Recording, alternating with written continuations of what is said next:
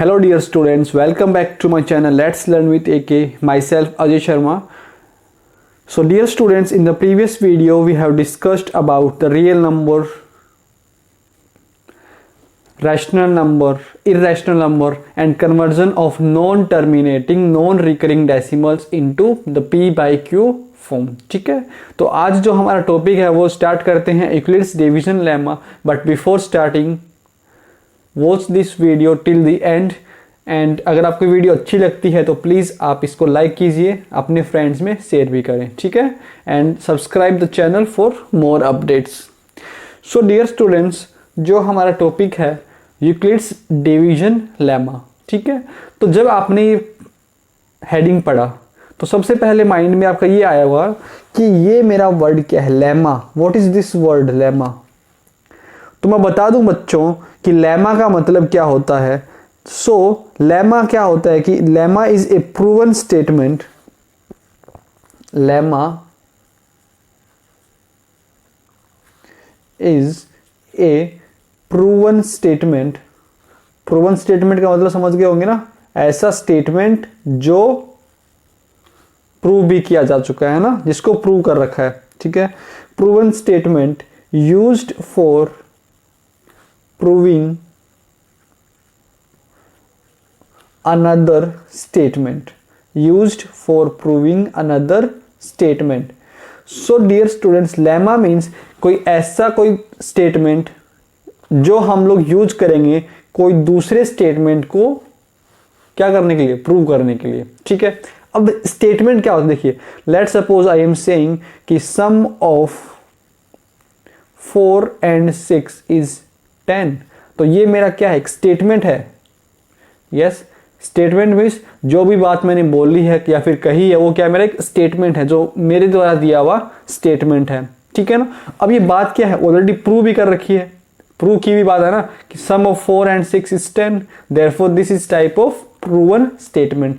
सो lemma भी यही है मेरा कि ये एक प्रूवन स्टेटमेंट है जिसको हम लोग यूज करेंगे कुछ और स्टेटमेंट को प्रूव करने के लिए. ठीक है, अब चलिए देखते हैं यूक्लिड्स डिवीजन लेमा ये क्या बोलता है आपका. तो बच्चों, अगर मेरे पास है ना, मैं स्टेटमेंट लिख रहा हूं, जरा ध्यान से पढ़ना उसको. Given positive integers, given positive integers a and b, then there exist unique integers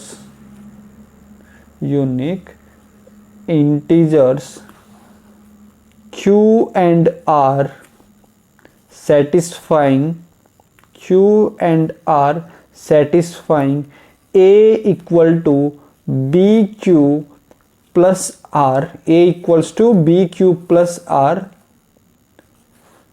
where r का वैल्यू वेरी करेगा मेरा 0 से b तक. ठीक है, सो बच्चों अब हम लोग इसको डिस्कस करते हैं. देखिए, given positive integers. So positive integers का मतलब क्या है, मेरा नेचुरल नंबर. क्लियर है ना, पॉजिटिव इंटीजर्स का मतलब है नेचुरल नंबर. ठीक है, तो गिवन क्या है मेरे पास कि अगर मेरे पास कोई दो नेचुरल नंबर है तो अपन लोग अज्यूम कर लेते हैं, एग्जांपल के साथ इसको समझेंगे.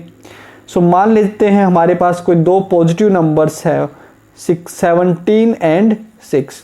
ठीक है बच्चों, हमारे पास कोई दो पॉजिटिव नंबर है 17 and 6. ठीक है, then there exist unique integers q and r satisfying a equals to bq plus r. So unique का मतलब क्या है, unique means something that is single, है ना. Unique means something that is special. जैसे कि मैं यूनिक हूं अपने आप में, है ना. हिंदी में क्या बोलूं इसको, यूनिक. ठीक है, अब देखते हैं कि ये स्टेटमेंट का मतलब क्या. देखिए, जैसे हम लोग डिवीजन करते थे ना with the help of long division method, है ना, तो बेसिकली जो आपके यूक्लिड्स डिवीजन लेमा है ना, तो वही है जो हम लोग डिवीजन करते थे, ना. तो डिवीजन का जो आपका स्टेटमेंट है ना, डिवीजन जो हम लोग करते थे using long division method, that is your Euclid's division lemma. ठीक है, देखते हैं वो कैसे है। देखिए हम लोग लॉन्ग डिवीजन मेथड कैसे करते हैं, 6 2 ज़ा 12, क्लियर है बच्चों, 6 2 ज़ा 12, रिमेनिंग 5 है ना। अब आपको मालूम होगा कि जिससे मैं डिवाइड करता हूं that is known as your divisor, clear है, एंड जिसको मैं डिवाइड कर रहा हूं that is your dividend, that is your dividend, clear है, एंड जो मेरा आंसर आता है दैट इज योर क्वोशंट, है ना। आई think you remember all this things, and जो मेरा पास रह जाता है रिमाइंडर में दैट इज योर रिमाइंडर, मतलब कि जो डिवाइड करने के बाद जो मेरा लास्ट में रह जाता है दैट इज योर रिमाइंडर। ठीक है, तो आपने ये वाली बात भी पढ़ी होगी कि जो मेरा डिवाइडेंड है, जो मेरा डिवाइडेंड है, so dividend is equal to divisor into quotient, याद है ना, divisor into quotient plus divisor into quotient plus remainder, यही बात है।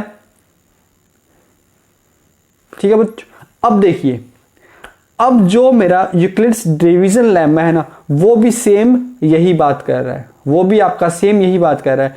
क्या कि अगर मेरे पास कोई दो पॉजिटिव इंटीजर्स हैं, अगर मेरे पास कोई दो पॉजिटिव इंटीजर्स हैं, तो मान लेता हूं इस डिवाइडेंड को मैं a बोल रहा हूं, ठीक है, एंड डिवीजर को मैं b बोल रहा हूं। So a is equal to b into quotient को मैं q बोल रहा हूं एंड रिमाइंडर को मैं r बोल रहा हूं। तो चेक कर लो, क्या सेम वही बातें बन गई क्या, a equals to B Q plus R, same वही रिजल्ट आ गया कि नहीं आया। अरे बच्चों आ गया ना सेम वही result, a equals to B Q plus R. तो वही मैं आपको बता रहा था पहले भी कि जो यूक्लिड्स डिवीजन लेमा है, यूक्लिड्स डिवीजन जो आपका लेमा है वो मेरा क्या है, लॉन्ग डिवीजन मेथड ही है, लॉन्ग डिवीजन मेथड का वो स्टेटमेंट ही है। बात समझ आई, कि जो लॉन्ग डिवीजन मेथड करते हैं हम लोग, जैसे मैंने एग्जांपल लिया, तो divisor into quotient plus remainder is equals to your dividend. So dividend is equals to divisor into quotient plus remainder. ठीक है बच्चों, अब जो डिवाइडेंड है उसको मैंने बोल दिया a, डिवीजर को मैंने मान लिया b, क्वोशंट को मैंने q मान लिया, रिमाइंडर को मैंने r मान लिया। तो आप देख लो क्या आया मेरे पास, वही आया कि नहीं आया, है ना। So this is your Euclid's division lemma, clear हुआ। अब देखो व्हाई आई एम सेइंग कि मुझे दो यूनिक इंटीजर्स मिलेंगे, मुझे दो यूनिक इंटीजर्स मिलेंगे q एंड r। ठीक है, तो आप खुद सोचो ना जरा, अगर मेरा ये कोई नंबर फिक्स है, ये कोई नंबर मेरा फिक्स है, तो जो आपका 2 एंड 5 है वो भी तो मेरा यूनिक होगा ना। मतलब कि जब मेरे दो नंबर 17 एंड 6 हैं, तो मुझे इन दोनों नंबर्स के अलावा कोई तीसरा नंबर यहाँ पे नहीं मिल सकता। कभी पॉसिबल है क्या कि आप 17 को 6 से डिवाइड कर रहे हो और मेरा यहाँ पे 2 की बजाय कुछ और मिल जाए एंड रिमाइंडर मेरा 5 के अलावा कुछ और मिल जाए, ऐसा पॉसिबल है क्या, नहीं है ना पॉसिबल। इसीलिए I am saying I will get unique integers q and r, clear हुआ, and satisfying this a equals to B Q plus r. अब देखो इस बात का भी बहुत बड़ा इंपॉर्टेंस है, क्या कि जो आपकी रिमाइंडर की वैल्यू है, जो आपके रिमाइंडर की वैल्यू है वो 0 से तो बड़ी होगी, बट जो मेरा b है उससे छोटी होगी। चेक कर लो, मेरे पास यहाँ पे रिमाइंडर क्या है, 5 आया ना, तो ये जो आपका 5 आया है ये 6 से क्या है, छोटा है, और 0 से क्या है, बड़ा है। क्लियर, चलो एक एग्जांपल और लेते हैं हम लोग। सपोज वी हैव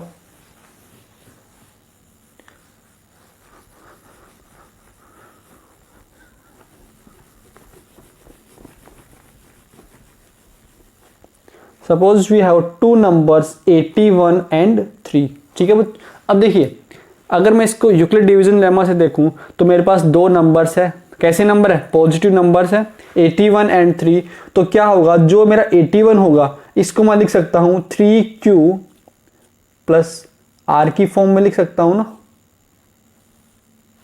लिख सकता हूं ना, यही तो मतलब होता है। अब देखो लॉन्ग डिवीजन मेथड इसको डिवाइड करो। सो 27 3 जा 81, तो मेरे पास रिमाइंडर कितना आया, remainder is 0। So I can write 81 is equal to 3 into 27 plus 0,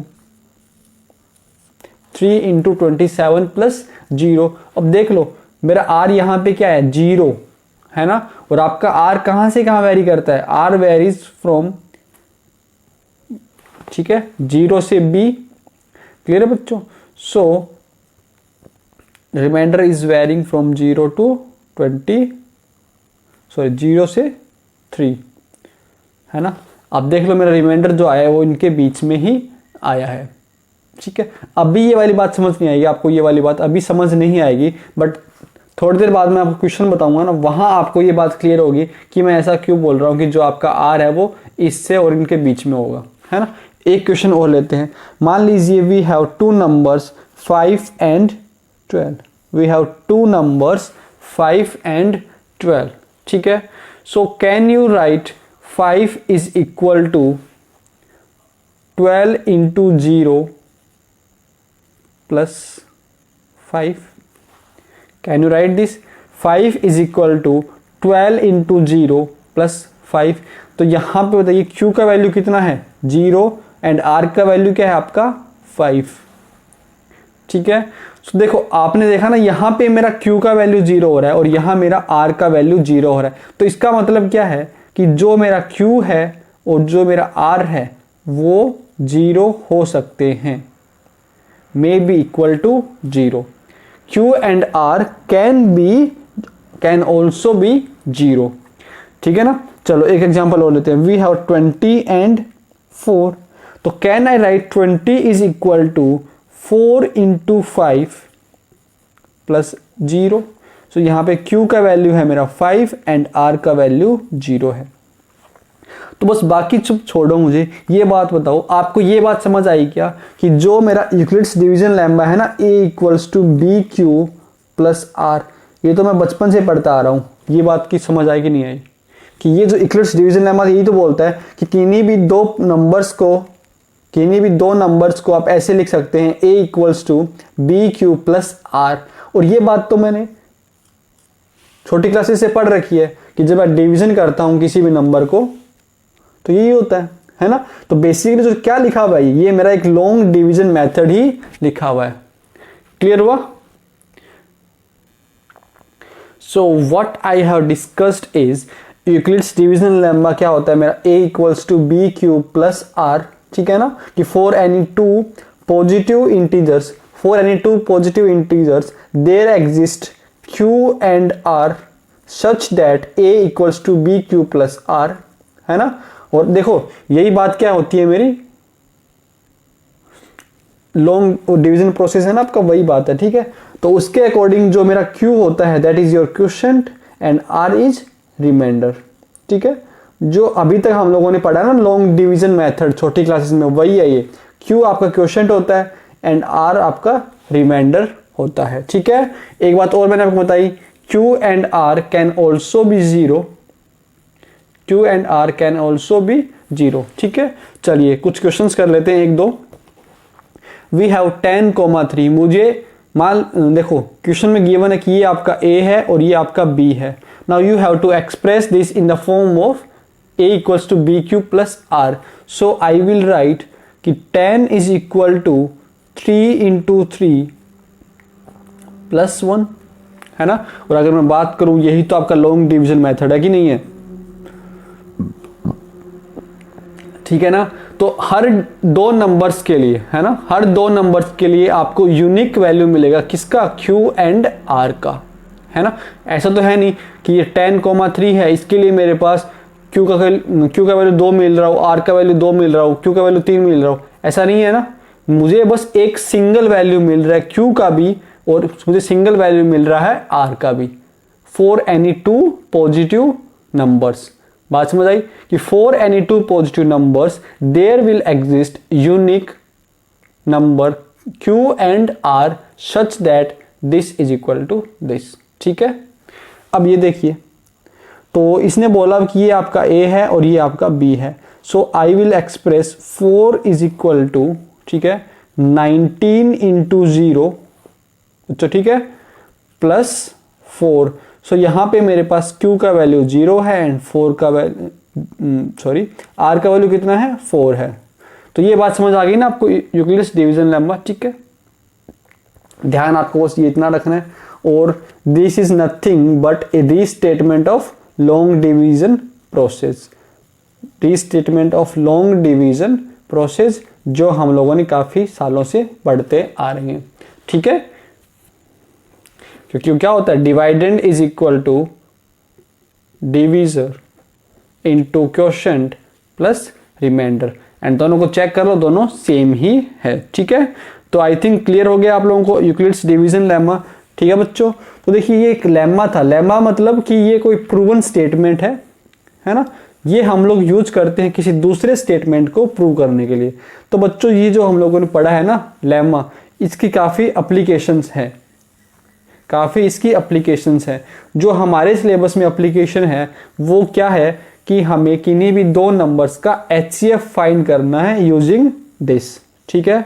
तो नेक्स्ट हेडिंग डालते हैं Euclid's division algorithm, Euclid's division algorithm, Euclid's division algorithm. तो बच्चों एल्गोरिथम का मतलब होता है कि steps to solve any problem, है ना। सिंपल सी लैंग्वेज में बोलूं, एल्गोरिथम का मतलब होता है कि वेल डिफाइंड स्टेप्स, है ना, या फिर well defined series of steps to solve any problem. देखिए जैसे कि मान लो मुझे डिवाइड करना है किसी भी नंबर को, तो आपके पास वेल डिफाइंड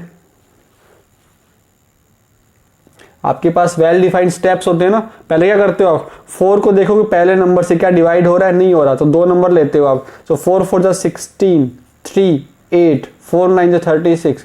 सो मेरे पास क्या है, वेल डिफाइंड स्टेप्स है ना, and this is known as your algorithm, ठीक है। So Euclid's division algorithm. So dear students, अगर मैं इसकी स्टेटमेंट लिखूं तो वो है कि टू ऑब्टेन, तो बच्चों स्टेटमेंट लिखने से पहले हम लोग देखिए एग्जाम्पल की हेल्प से इसको समझने की कोशिश करते हैं। देखिए तो जो ये आपका यूक्लिड्स डिवीजन एल्गोरिथम है, ये किस काम के लिए आता है, HCF फाइंड करने के लिए, to find HCF of any two numbers. And HCF क्या है, वही जो हम लोगों ने पढ़ा हुआ है। HCF means highest common factor, वही आंखें चमक गई होगी ना, वही फैक्टर है आपका ये, जो हम लोग छोटे क्लासेस में पढ़ते हैं कि इन्हीं भी दो नंबर्स के बीच में HCF कैसे फाइंड करना है। जैसे कि सपोज वी हैव 75 एंड 45, तो मुझे इन दोनों के बीच का HCF फाइंड करना है।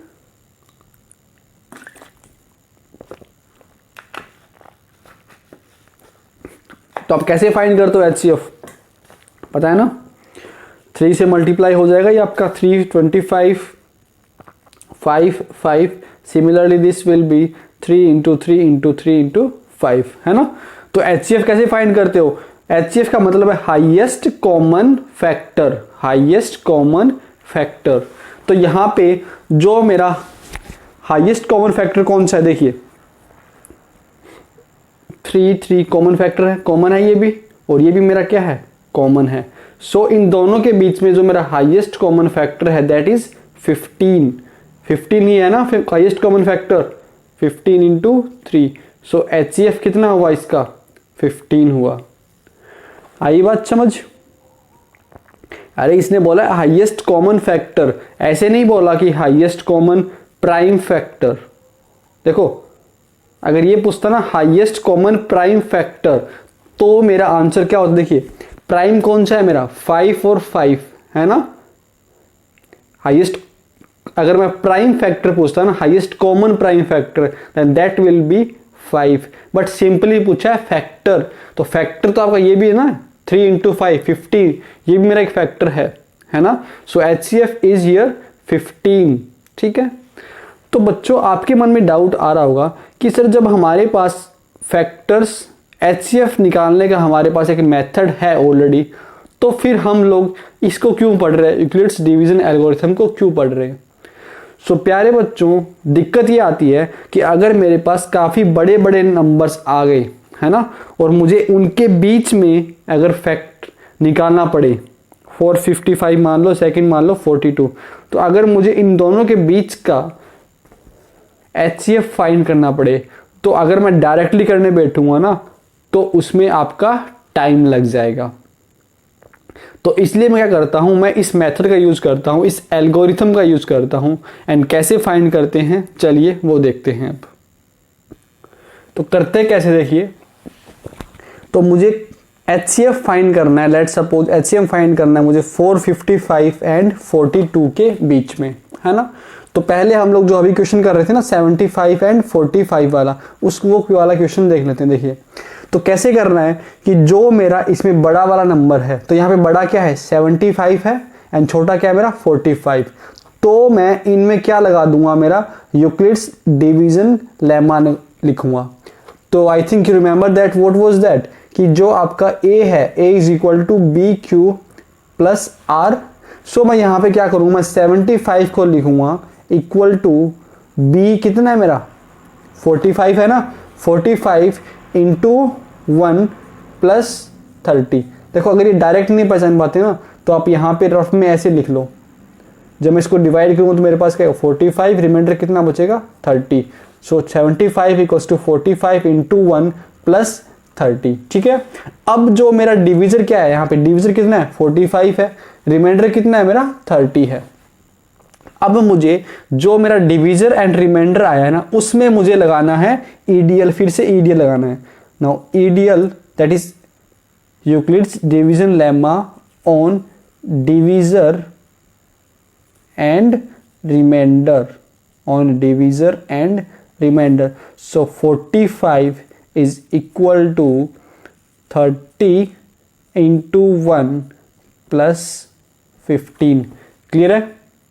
अब देखो कहां तक चलना है, जहां तक मेरा जो रिमाइंडर है ना वो जीरो ना बन जाए, तब तक आपको डिवीजर एंड रिमाइंडर में ये ईडीएल लगाते हुए चलना है, ठीक है। तो यहां पे मेरा रिमाइंडर जीरो नहीं बना, तो फिर से देखो मुझे डिवीजर एंड रिमाइंडर में ईडीएल लगाना पड़ेगा। So EDL again on divisor and reminder.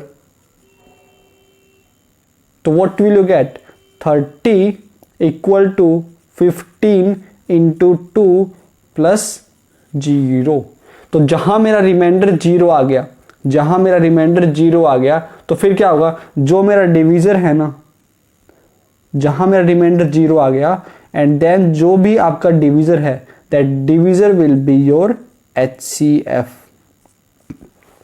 आई बात समझ में, रिपीट कर देता हूं एक बार। देखिए मान लीजिए हमारे पास दो नंबर है 75 एंड 45, तो मुझे क्या करना है, मुझे ईडीएल लगाना है। कौन से वाले नंबर पर, जो आपका बड़ा वाला नंबर है ना उस पर मुझे ईडीएल लगाना है। So 75 will be equal to 45 into 1 plus 30। Clear है। अब यहाँ आपका जीरो, रिमाइंडर जीरो नहीं आया है ना, तो फर्दर मुझे ईडीएल लगाना पड़ेगा किसमें, डिवीजर एंड रिमाइंडर में। सो 45 इज इक्वल टू 30 इंटू 1, ठीक है ना, प्लस 15। अब यहां भी आपका जीरो नहीं आया, तो फर्दर क्या करोगे आप कि 30 is equals to 15 into 2 plus 0। आई बात समझ, नहीं आई। अरे बच्चों जहां तक आपका रिमाइंडर जीरो नहीं आता तब तक मुझे क्या करना है, मुझे डिवीजर एंड रिमाइंडर में ईडीएल लगाते हुए चलना है। हम लोग डिवीजर को क्या मान लेंगे, देखिए जो आपका डिवीजर है उसको हम लोग फिर से ए मान लेंगे एंड जो आपका रिमाइंडर है उसको हम लोग बी मानते हुए चलेंगे, ठीक है। तो ऐसे हम लोग HCF फाइंड करते हैं। चलिए एक क्वेश्चन और लेते हैं।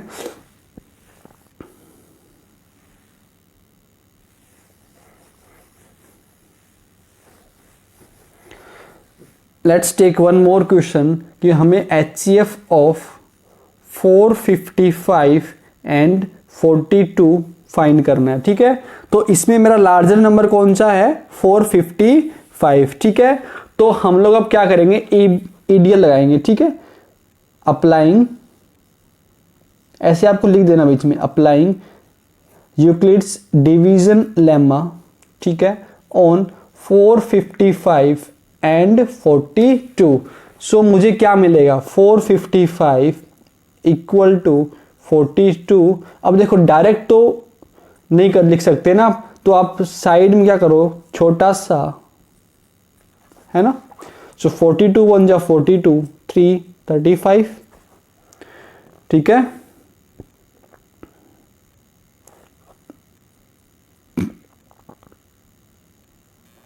सो this will be equal to 42 into 10 plus 35, ठीक है बच्चों। अब देखिए यहां मेरा रिमाइंडर 0 नहीं आया, रिमाइंडर 0 नहीं आया ना। अब क्या करोगे कि जो मेरा डिवीजर है एंड जो मेरा रिमाइंडर है, इसको हम लोग a मानेंगे एंड इसको हम लोग b मान के फिर से हम लोग इसमें ईडीएल लगाएंगे। सो applying EDL on 42 and 35. So I will get 42 is equal to 35 into 1 plus 7। Clear है। फिर से मेरा रिमाइंडर यहाँ पे 0 नहीं आया, तो मुझे फिर से एक बार और ईडीएल लगाना पड़ेगा। So applying EDL again on divisor and remainder, कि जो मेरा ऊपर वाली लाइन से जो डिवीजर एंड रिमाइंडर है ना, उसमें मैं फिर से ईडीएल लगाऊंगा। सो 35 इक्वल टू 7, है ना। अब देखो ये आपका ए बन जाएगा एंड ये आपका बी बन जाएगा। So a equals to b into q, तो क्यू क्या होगा मेरा 5 होगा ना। अरे डायरेक्ट मल्टीप्लाई करके डिवाइड करके देख लो ना ऐसे, 35 7 7 5 से 35। सो रिमाइंडर इज वोट 0, ये क्यू का वैल्यू कितना है मेरा 5। सो 7 इंटू 5 प्लस 0, एंड जहां भी आपका रिमाइंडर 0 हो जाए दैट मीन्स वो जो मेरा डिवीजर है ना, वही क्या बन जाएगा आपका HCF बन जाएगा। बात समझ आई, क्लियर हो गया ना। सो जहां मेरा रिमाइंडर 0 बन जाए वहीं हमें रुक जाना है।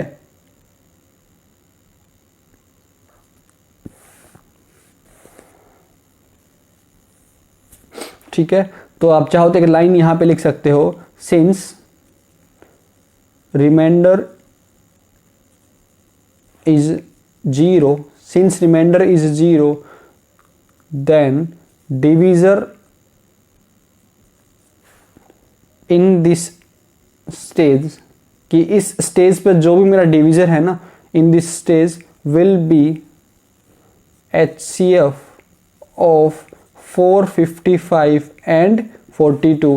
Therefore you can write कि HCF of 455 and 42 is 7। Clear हुआ।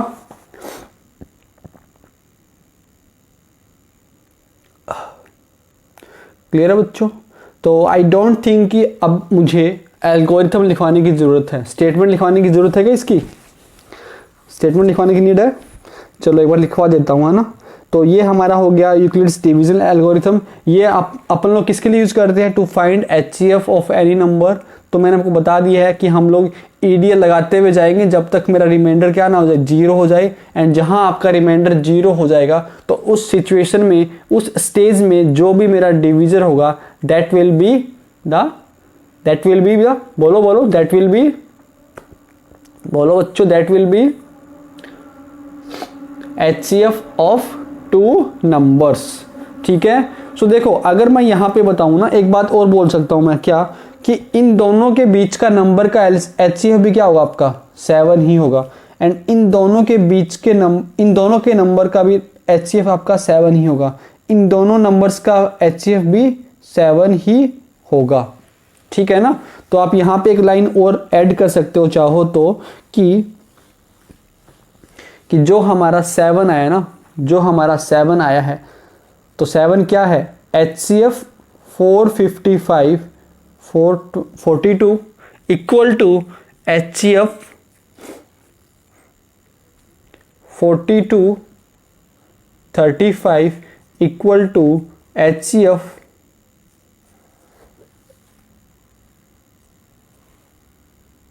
हाँ इतना ही होगा ना। चलिए एक क्वेश्चन और करते हैं, find the HCF of this 2 numbers. तो बताइए मुझे इसमें इन दोनों में नंबर बड़ा कौन सा है? 1 2 5 7 6, ये मेरा बड़ा है, ठीक है। So since 1 2 5 7 6 is greater than 4 0 5 2, we apply Euclid's division lemma on 1 2 5 7 6 and 4 0 5 2, ठीक है ना। ठीक है बच्चों, जो नंबर बड़ा है ना उसमें हम लोग लगाते हैं। तो क्या होगा, जो मेरा 1 2 5 7 6 होगा that will be equal to 4 0 5 2, है ना। अब देखिए, आप अगर थोड़ा सा माइंड लगाओ ना तो आपको डिवाइड करने की नीड नहीं पड़ेगी। तो अगर देखिए मैं इस नंबर को 2 से मल्टीप्लाई करता हूं तो यहाँ पे 8 आएगा। अगर मैं इसको 3 से मल्टीप्लाई करूं तो यहाँ पे मुझे क्या मिलेगा, 12 आ जाएगा, है ना। सो ये जो आपका नंबर है ये 3 से पूरा मल्टीपल हो जाएगा, है ना। प्लस में हमारा कुछ रिमाइंडर आएगा, एंड वो रिमाइंडर कितना हो, देखिए 52 इंटू 3 करूंगा अगर मैं, तो that is equal to 156। So if I subtract 156 from here you will get 420। अगर आपको ये समझ नहीं आया तो आप यहाँ से ऐसे भी सिंपली अपना जो लॉन्ग डिवीजन मेथड है उसके थ्रू भी जा सकते हो, है ना।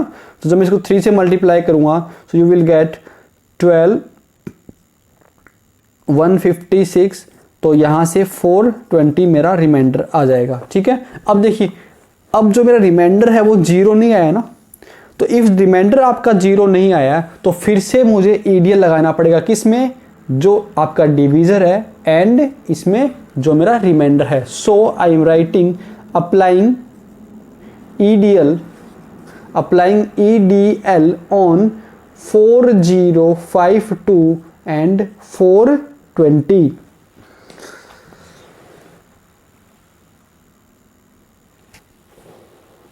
तो बच्चों क्या बनेगा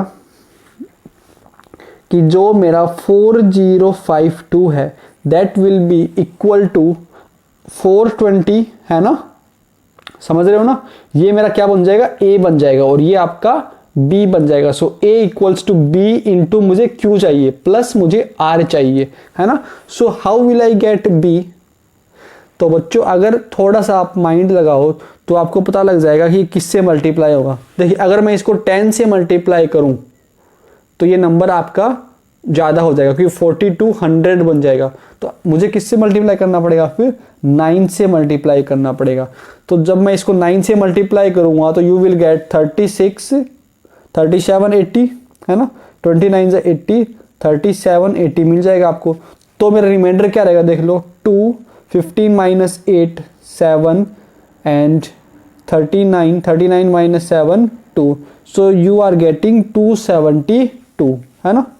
देखो हो सकता है आपको डायरेक्ट ऐसे करना ना आए तो आप अपना वही लॉन्ग मेथड से चल के देखो, 4052 मल्टीप्लाई कर ले दो 420 से। सो 420 1 टाइम्स नहीं जा रहा ना आपका ये, तो ये आपका 9 टाइम्स जा रहा है। सो जब मैं इसको 9 टाइम्स मल्टीप्लाई करूंगा तो you will get 9 29 180 37। So you are getting 3780। So 272, ठीक है। आप ऐसे भी इसको मल्टीप्लाई करके देख सकते हैं। अब बच्चों देखो फिर से मेरा बात ये हो गया कि जो आपका रिमाइंडर है not equal to 0। So I will write remainder is not equal to 0, therefore applying EDL Euclid's division lemma on 420 and 272, ठीक है। So now you will apply 420 is equal to 272। अब ये तो बात समझ जाओगे तो 1 टाइम्स ही होगा, है ना। 272 प्लस क्या मिलेगा मुझे, रिमाइंडर क्या मिलेगा फटाफट, 8 4 1 148 मिलेगा। फिर से देखिए मेरा रिमाइंडर 0 नहीं आया, फिर से मेरा रिमाइंडर 0 नहीं आया। So you will again apply Euclid's division lemma on 272 and 148। तो जहां तक मेरा रिमाइंडर 0 नहीं आता तब तक आपको ये लगाते हुए चलना है। सो 272 इक्वल टू 148 इंटू कि क्या ये 2 टाइम्स जाएगा आपका, नहीं 2 टाइम्स नहीं जाएगा, 1 टाइम ही जाएगा। सो 148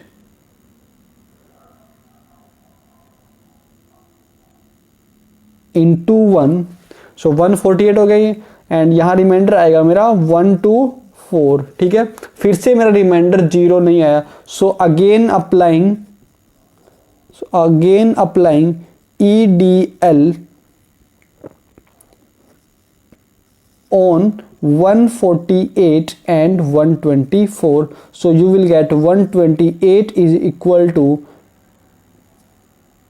124 इंटू 1, अरे समझ आ रहा है कि नहीं आ रहा बच्चों, प्लस 24, ठीक है। अब फिर से मेरा रिमाइंडर 0 नहीं आया, तो आपको फिर से क्या लगाना पड़ेगा, EDL लगाना पड़ेगा। So again applying EDL on 124 and 24. So what will you get?